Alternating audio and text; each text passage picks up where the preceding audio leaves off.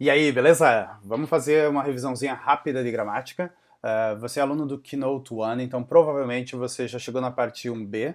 Toda vez que o Keynote chega na parte B, a gente está falando de gramática, tá? O foco gramatical aqui é presente simples, tá bom?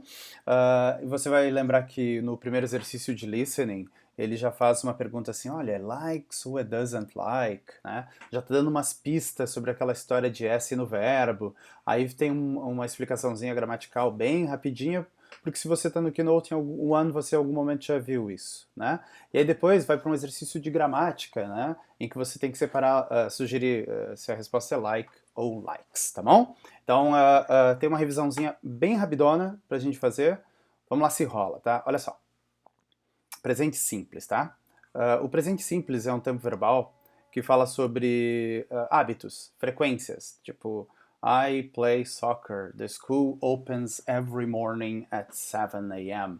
Né? Então, olha no verbo, olha o verbo como ele está sem S aqui, ele aqui recebe um S, porque o sujeito aqui é I e aqui é a escola, ou seja, it. Mas ele fala de rotina ou hábito, então ele não fala sobre uma coisa que está acontecendo no momento em que se fala.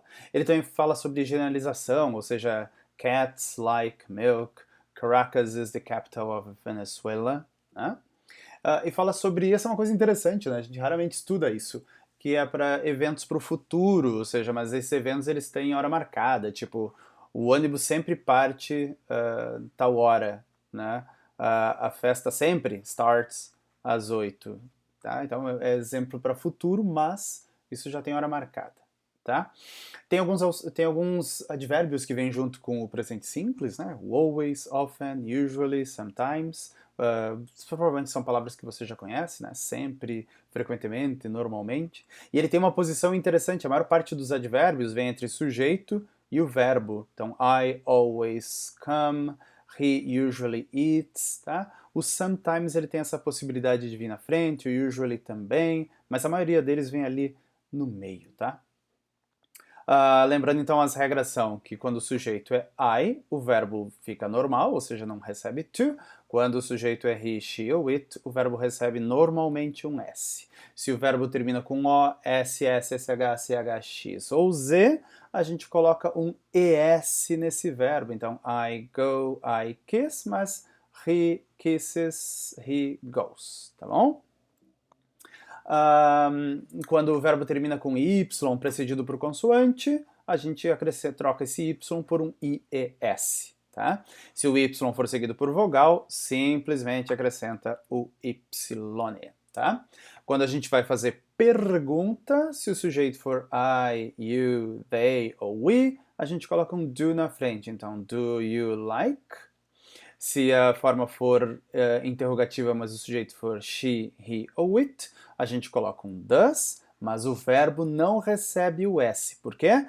Porque a gente já colocou esse S ou S aqui, ó, no verbo auxiliar, tá? Lembrando que a forma afirmativa, então, é sujeito mais verbo, então I play tennis. A forma negativa tem auxiliar, I do not, ou she does not.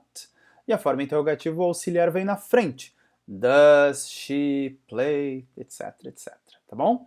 Revisando então, aqui uma tabelinha para você lembrar o que acontece. Na maior parte dos verbos a gente acrescenta S, alguns vão receber ES. Na forma negativa tem um don't para a maior parte das pessoas, mas quando for he, she ou it é doesn't. E quando for interrogativa, does na frente para fazer pergunta.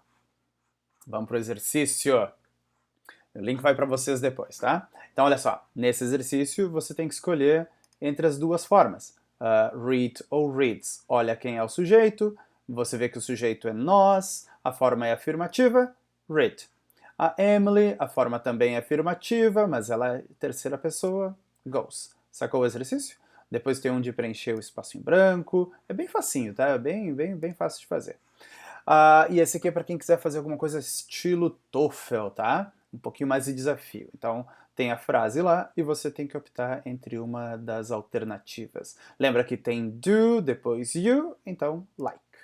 Ok? Espero que você tenha gostado. Qualquer dúvida é só perguntar. Tchau, tchau.